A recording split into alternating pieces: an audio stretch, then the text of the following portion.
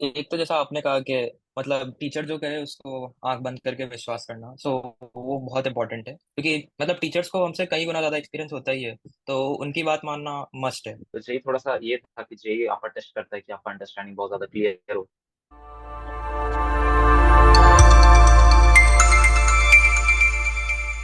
सबसे पहले दोनों लोग का इंट्रोडक्शन हो जाए। और इंट्रोडक्शन तो मैं ही करा देता हूँ, तुम्हें कराने की जरूरत नहीं है। तो सक्षम राठी जूनियर से सीनियर की तरफ जाएंगे। सक्षम राठी जो है वो इस समय सेकेंड ईयर में है, बॉम्बे सीएस में। और इनकी रैंक आई थी 18, 18। और दूसरे हैं ओम बाबू, ओम अग्रवाल, इनको हम ओम बाबू ही कहते थे। और राठी का नाम जो है सक्षम मैं बहुत कम याद रख पाता हूँ, आज भी नहीं याद था मुझे। मैं राठी सर्च कर रहा था। राठी, कई सारे राठी निकले, फिर हमें याद आया, अच्छा सक्षम राठी, अब याद आ गया। और इसको ओम बाबू बोलता था, ओम बाबू कैसे हुए। तो ओम अग्रवाल 43 रैंक बॉम्बे सीएस, ये 1 साल सीनियर है राठी के, मतलब थर्ड ईयर में इस समय। तो यार हम लोग जो बात करने जा रहे हैं वो आप दोनों के एसआरजी बैच के एक्सपीरियंस की बात आज करेंगे।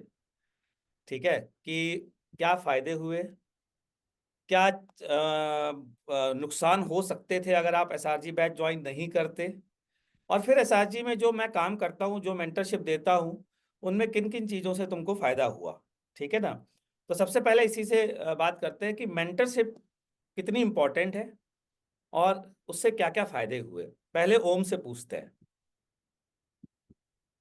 सबसे ज्यादा मतलब मुझे ऐसा लगता है जैसे हम प्रिपरेशन करते हैं, मतलब टेस्ट वगैरह देते हैं, उससे हमें एनालिसिस भी पता चलता है थोड़ा बहुत किस कुछ एक्सटेंट तक।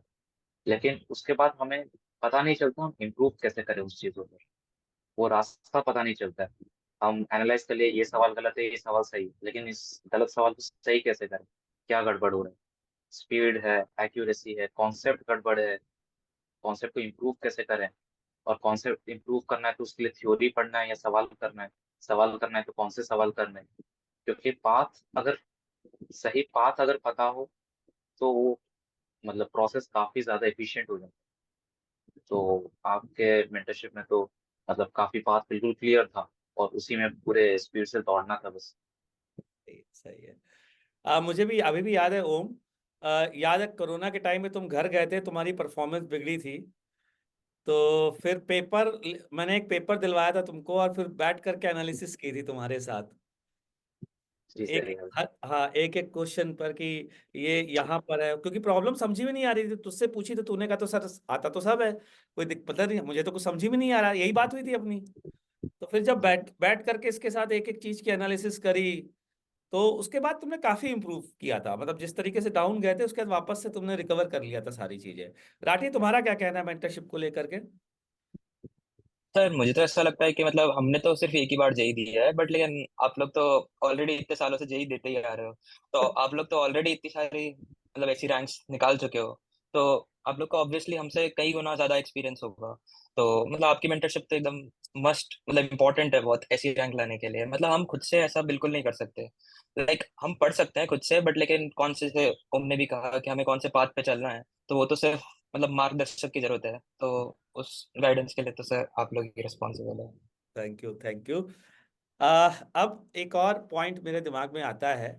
तो अगर हम फीचर वाइज चलें तो एसआरजी में ऐसे कौन कौन से फीचर तुमको लगे जो तुम्हारे लिए फायदेमंद हो सकते दोनों के लिए अलग अलग हो। ओम, बताएं। टीचर तो मतलब कोई ऐसा फीचर जो तुम्हें लगता हो, कोई जरूरी नहीं है, नहीं भी आता दिमाग में तो चलेगा, लेकिन आपको लगता है यार ये फीचर हमारे लिए बहुत काम में आया। तो जैसे मान लीजिए आप, मैं आपको बताता हूँ जो स्पेशल फीचर्स थे। एक तो मेंटरशिप थी जिसके बारे में आपने बता ही दिया। और उसमें इसके बाद फिर वो था, क्लास टेस्ट होते थे जो नॉर्मली नहीं हो पाते थे। ठीक है ना। उसके बाद पेपर की एनालिसिस, पेपर का डिस्कशन प्रॉपर, है ना। और डिस्कशन पे थोड़ा ज़्यादा फोकस देना, नोट्स वगैरह होमवर्क पे थोड़ा ज़्यादा स्ट्रेस मारना, होमवर्क, तो ये सारे फीचर्स थे। तो आपको ऐसा क्या लगता है कि यार ये फीचर मेरे लिए बहुत काम का था। मुझे तो सर सबसे अच्छा लगता था वो जो पेपर का एनालिसिस जो करते थे, डिस्कशन जो होता है, चाहे वो क्लास टेस्ट हो, चाहे वो जो 3 घंटे वाला पेपर हो, दोनों का जैसे पेपर अटेम्प्ट किया उसके बाद डाउट क्लियरिंग, मतलब क्लास में डिस्कस होते थे सवाल, फिर जिसका गलत हुआ उसका भी मतलब क्यों गलत हुआ उसी टाइम पे डिस्कस करते थे। तो वो आई थिंक बहुत ज्यादा ही हेल्पफुल रहा। तो आई थिंक वो फीचर मेरे लिए तो सबसे ज्यादा स्पेशल। सही है। सक्षम, आपका क्या कहना है? सर ये सब मेंटरशिप तो जैसे है ही, पहले जैसे कहा था, और दूसरा ये भी कि पीयर ग्रुप बहुत अच्छा मिलता है। मतलब हमारे सेम लेवल के बच्चे हमें आसपास मिलते हैं, वो क्या कर रहे हैं, वो कौन सी गलती कर रहे हैं या फिर वो कुछ अच्छा कर रहे हैं, उनके अप्रोचेस वगैरह भी क्लास में डिस्कस होते थे। और दूसरा सर, किसी भी लेवल का डाउट होता था तो वो क्लास में क्लियर हो जाता था। हमें मतलब कहीं और जाने की जरूरत नहीं होती थी, कहीं नेट पे भी सर्च करने की जरूरत नहीं होती थी, मतलब एक ही सोर्स पे सारे क्वेश्चन सारे आंसर सब मिल जाएंगे। तो सर वो तो हाँ बेस्ट है। हाँ। मतलब हमें अपना दिमाग ज्यादा लगाने की जरूरत नहीं है सर्चिंग में। हमें बस अपना दिमाग लगाना है कि हमें मेहनत कैसे करनी है, तो हो जाएगा पूरा। सही है, सही है, बहुत अच्छी बात है।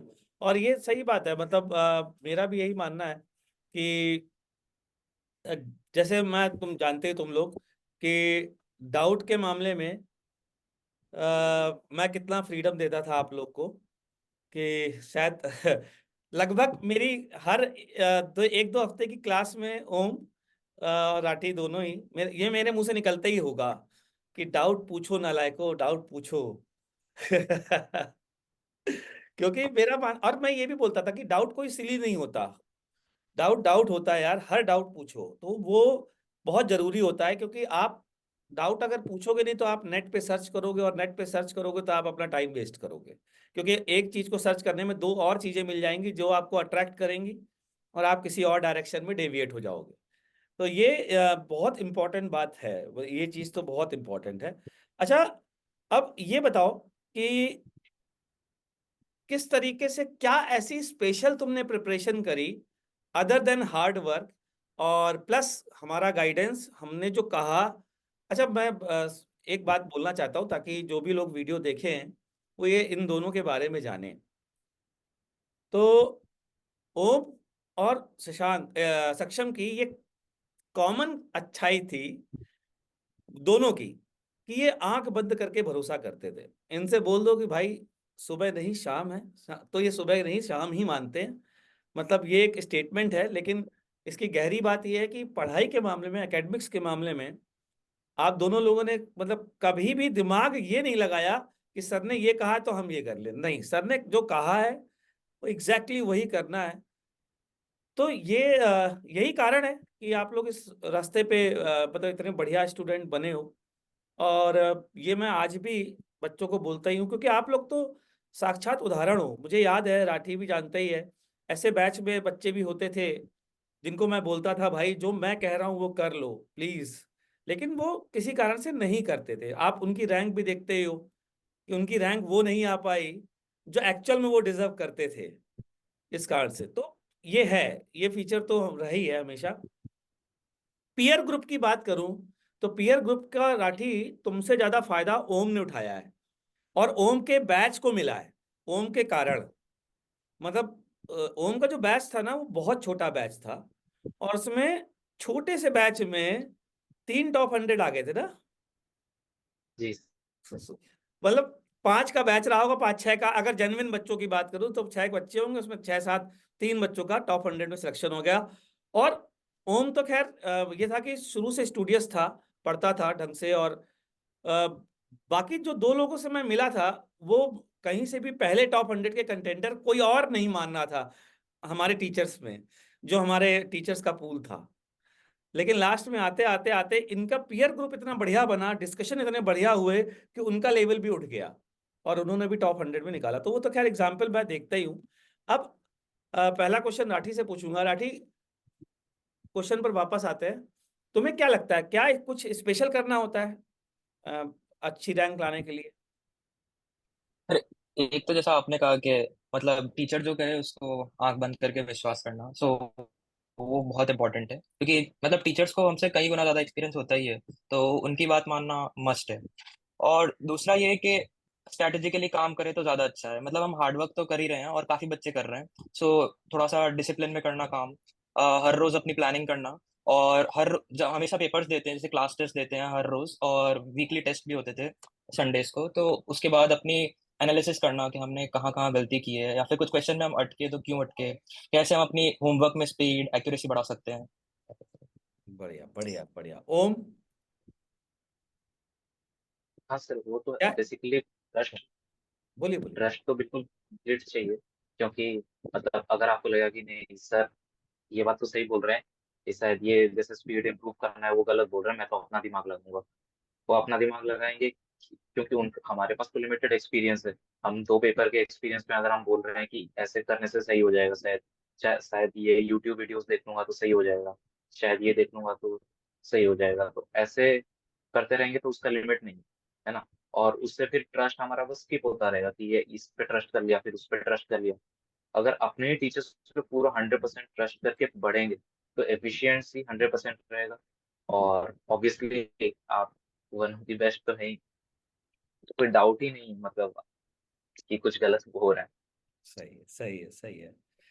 अ, यार, ये बताओ, जैसे बच्चे ना मेरे से बहुत सारे वीडियोस में पूछते हैं कमेंट सेक्शन में कि ये किताब कर लें वो किताब कर लें, है ना, बड़ी बड़ी किताबों के नाम लेते हैं। तो आपका क्या कहना है, स्टडी मटेरियल्स को बार बार करना ज़्यादा सही है या मल्टीपल बुक्स अपने मन से करना जरूरी रहता है? राठी, तुमसे शुरुआत करते हैं। सर पहला वाला मतलब बेस्ट है, क्योंकि बार बार हम उसी मटेरियल को रिवाइज करते हैं तो हमें एक कंसंट्रेटेड अप्रोच मिलती है, मतलब हमने क्या गलती की। तो बेटर ये है कि हम ऐसा मटेरियल चूज करें जो जिसमें ऑलरेडी सब कुछ कवर्ड है, और कुछ बेसिक बुक सॉल्व करें। जैसे लाइक फिजिक्स में बात करूँ तो HCV और आयरोडो, जो इन जनरल हर कोई करता है। तो ऐसी बुक सॉल्व कर लें, और उन्हीं को बाद में जैसे लाइक हमारा जब पूरा सिलेबस कंप्लीट हो जाए उसी को बार बार रिवाइज करें। तो वो काफी बेटर है, अदर देन के इतनी सारी बुक्स कर ली और ताकि हम ही कंफ्यूज हो रहे हैं कि हमने कहाँ से क्या पढ़ा था। तो सही है सही है। और रिवीजन भी नहीं हो पाता है उसमें। रिवीजन नहीं हो पाता, बेसिक बात यही होती है कि रिवीजन नहीं हो पाता। ओम, आपका क्या कहना है इस बारे में? सब पहले तो मतलब जो स्टडी मटेरियल डिजाइन होता है तो वो तो बिल्कुल काफी बुक से एक्यूमुलेट होके ही बनता है। मतलब बहुत सारे रिसोर्सेज को कंसिडर करके जो बहुत ज्यादा जेई के लिए स्ट्रीमलाइंड है उन्हीं को यूज किया जाता है। क्योंकि ऐसे तो हमारे पास एंड नहीं है, मतलब कोई लिमिट नहीं है कि कितना कर सकते हैं, लेकिन जेई का तो पाथ बिल्कुल ऐसा क्लियर सा है। तो स्टडी मटेरियल पे फोकस रहेंगे तो हमारा जेई का मतलब प्रॉब्लम सॉल्विंग एबिलिटी और जो कॉन्सेप्ट है वो क्लियर है, उसके बाद प्रॉब्लम सॉल्विंग एबिलिटीज हमें बढ़ाना है। उसके बाद ऐसे 10-15 बुक्स करके, क्योंकि स्टडी मटेरियल में जो इंक्लूड हो ही रखे हैं जो इंपॉर्टेंट क्वेश्चन है उस बुक्स के, आई थिंक काफी जो जो अच्छे अच्छे बुक्स हैं उनके हो ही जाते कवर। उसके बाद मैंने जो ऑब्जर्व किया ऐसा, जैसे इरोडोव है, उसके सवाल मतलब ऐसे ऊपर ऊपर से कर लिया या कुछ कुछ स्किप कर करके कर लिया, फिर बच्चे कहते हैं कि इरोडोव तो हो गया, अब और 2 बुक्स नए लाओ। अ, इरोडोव के सवाल भी नहीं हो रहे होते हैं कभी कभी, मतलब इरोडोव के सवाल नहीं हो रहे लेकिन हमें करना है और हाई फाई बुक्स करना है, उसका फिर कोई सेंस नहीं है। एरोडो भी अगर 2 बार अच्छे से किया हुआ है, रोटेशनल मैकेनिक्स में तो कितने अच्छे अच्छे सवाल है, बिल्कुल बिल्कुल। वही नहीं हो रहा है सवाल उसमें, लेकिन हमें करने हैं अलग अलग 5 तरीके से, तो उसका कोई सेंस नहीं। सही है, बहुत है सही। तो यही है खैर अपना भी। और मैंने तो आप लोग को जो बुक्स बताई थी, वो फिक्स बुक्स है, आज भी वही बताता हूँ जो राठी ने बोल दिया है कि एससीवी और इरोडो, है ना भाई। अब ओलंपियाड के लिए कुछ करना है तो फिर एक अलग चीज़ हो जाती है, तो उसके लिए एक दो बुक और मैंने जैसे आपको बताई थी, 200 पजलिंग प्रॉब्लम्स इन फिजिक्स, है ना, 300 क्रिएटिव प्रॉब्लम्स भी मैंने करवाई थी लास्ट में रिवीजन के समय। खैर, अ, मेरा अब आप लोगों से ये पूछना है, मैं तो जानता हूँ लेकिन मैं चाहता हूँ जो वीडियो ये देखे उसको भी पता चले, आप क्लास में डाउट पूछते थे या नहीं पूछते थे, अगर आता था तो? ओम, आपसे शुरू करते हैं। इसका मतलब पहले तो मैं हेजिटेट करता ही था, मतलब ऐसा नहीं बोलूंगा कि मैं हमेशा ही पूछता था। मतलब आई थिंक इनिशियल फेजेस में थोड़ा सा तो लगता था कि यार ये तो बहुत ही बेसिक सा आई थिंक पूछ रहा हूँ, ये तो क्या ही पूछ रहा हूँ आई थिंक ना, मतलब इतना इजी सा पूछूंगा, मतलब या फिर मेरे ही कॉन्सेप्ट क्लियर नहीं है, ऐसा लगता है सर क्या बोलेंगे, ऐसा वैसा। उसके बाद रियलाइज हुआ कि उससे तो ना मेरा कॉन्सेप्ट क्लियर हो रहा है ना सवाल उससे बनेंगे, तो मतलब ऐसे मन में रख के कोई फायदा होने वाला नहीं है, तो पूछना ही पड़ेगा। तो जब सारे डाउट्स, उसके बाद तो सारे डाउट्स जो भी आते थे पूछता था, क्योंकि ज्यादा इम्पोर्टेंट कि हमारे कॉन्सेप्ट्स क्लियर हो रहे हैं। सही बात है। कभी कभी ऐसा होता है कि हमारा प्रिपरेशन, हेलो, हाँ हाँ हाँ, अभी हेलो। अभी तेरा वीडियो रुक गया है क्या? एक ही हॉस्टल में नेट भी ऊपर नीचे होता रहता है? हाँ सर, वो वाईफाई की लोकेशन पे है थोड़ा। अच्छा, इसके रूम से दूर होगी लोकेशन वाईफाई की। हाँ सर। हाँ सर। अच्छा, तभी तेरा बिल्कुल चवा चवा आ रहा है।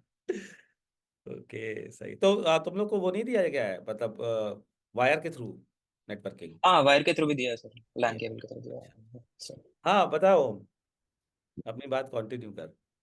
हाँ, तो बेसिकली मैं क्या ये क्या बोल रहा था कि डाउट्स क्लियर करना बहुत जरूरी है, क्योंकि जैसे फिजिक्स में तो आपका कॉन्सेप्ट अगर स्ट्रांग नहीं है, बिल्कुल फंडामेंटल स्ट्रांग नहीं है, तो इश्यू आपको होगा, प्रॉब्लम्स आप सिर्फ फॉर्मूले से नहीं कर पाएंगे। मतलब जेई मेंस तो आप शायद कर लें, लेकिन जेई एडवांस के लिए आपको फंडामेंटल स्ट्रांग होना ही पड़ेगा।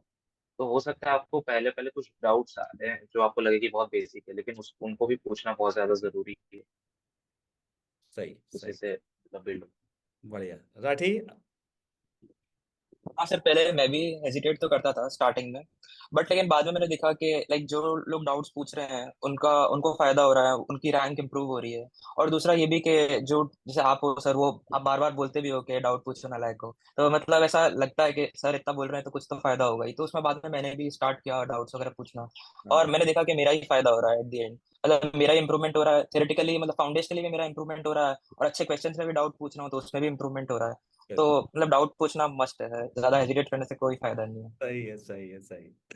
अच्छा, अब एक क्वेश्चन और है जो तुम लोगों ने अपने जो 2 साल की जर्नी है, 2 साल 11th 12th आपने मेरे पढ़ा मेरे से, वो आपने पूरी जर्नी, जेई की जर्नी, जो जेई प्रिपरेशन की जर्नी है, वो आपको क्या मतलब बर्डन सम लगती थी या फिर एंजॉय किया?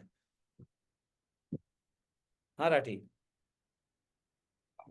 नहीं सर, मैंने पर्सनली बहुत एंजॉय किया, क्योंकि मतलब एक तो टीचर्स इतने सपोर्टिव थे, मतलब मोटिवेशनल सपोर्ट वहां से मिलता रहता था, फैमिली का सपोर्ट भी बहुत अच्छा था, मेरा पीयर ग्रुप भी बहुत अच्छा था, मतलब साथ में हम डिस्कस वगैरह करते थे, डाउट्स वगैरह डिस्कस करते थे, पेपर के बाद एनालिसिस भी करते थे। तो मतलब और ओवरऑल फायदा भी बहुत हुआ, और एट दी एंड में जब 2 साल के बाद अपना रिजल्ट देखता हूँ तो मैं भी खुद उससे रिजल्ट से बहुत इंप्रेस्ड हूँ कि मैंने मेरे 2 साल मैंने मेहनत की और उससे मुझे रिजल्ट भी बहुत अच्छा मिला। बहुत तो अच्छा। अब लगता है कि 2 साल की जर्नी बहुत अच्छी थी, तो मतलब काफी मजा आया। सही है सही है। ओम, आपका क्या कहना है? ऐसा मतलब ऐसा बर्डन तो नहीं था बिल्कुल, लेकिन मतलब जैसे कभी कभी टेस्ट खराब हो जाए बहुत ज्यादा, तो थोड़ा दुखी तो उस टाइम पे लगता ही है वो, लेकिन वो like, 1-2 दिन का रहता है, मंडे ट्यूसडे तक का। लेकिन अ, लेकिन इन ओवरऑल तो ऐसा कुछ भी नहीं था, क्योंकि कंसिस्टेंटली अगर काम करेंगे तो ऐसा डीमोटिवेशन भी नहीं आएगा, और आप लोग का सपोर्ट तो बहुत ही ज्यादा था। मतलब किसी भी स्टेप में कोई भी दिक्कत नहीं आता, मतलब वैसे भी आपसे ही बात कर लेता था मैं। आई हाँ, थिंक कुछ कभी कभी बुरा लगता था आपसे, तो मैंने काफी बात किया हुआ है। मेरे से तो बहुत बात आप तो की। इमीडिएटली सपोर्ट राठी, करके सही हाँ माइंडसेट लास्ट दिलाया। लास्ट तूने तो खैर, तुझे कोई भी प्रॉब्लम आती थी तो तुरंत मेरे को पकड़ लेता था, तू डिस्कस करता था। और वो चाहे पढ़ाई की प्रॉब्लम हो, चाहे जैसी प्रॉब्लम हो तुझे, कि यार सर आजकल ये हो रहा है वो हो रहा है, मुझे याद है। तो वो तो खैर है ही इम्पोर्टेंट यार, मतलब टीचर का अगर साथ इस तरीके से भी मिल जाए कि आप अपनी प्रॉब्लम शेयर कर लो, तो फिर तो मजा ही है, बढ़िया है ना?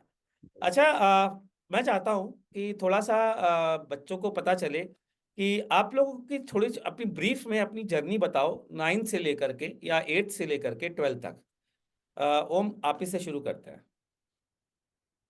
तो बेसिकली 9 तक तो अ, मतलब मैं अपने होम टाउन भी था भुवनेश्वर में। उसके बाद मैं 10th से ही मतलब प्रिपरेशन मैंने स्टार्ट कर दिया था जेई का कोटा में। तो 11 मतलब 10th में तो मेरा मतलब आई थिंक कुछ ज्यादा कवर नहीं हुआ था, बेसिकली जो थोड़े बहुत काइनेमैटिक्स वगैरह स्टार्ट हुए थे।